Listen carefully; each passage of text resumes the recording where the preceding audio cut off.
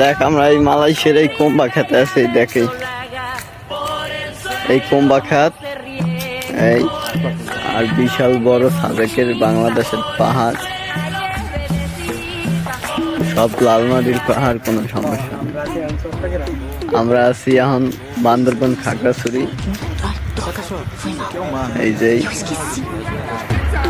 এই পাহাড়টা বিশাল বড় খাগড়াছড়ির পাহাড়টা, ও সেই পাহাড়ের লাগে মেঘ বাইতে থাকে।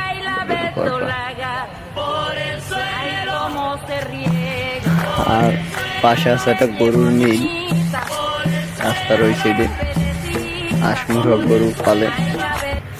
এই আছে মাছ ধরার ডোবা আছে, ওদের উপরে আমরা মাছ ধরবো এই ডোবা দিয়া।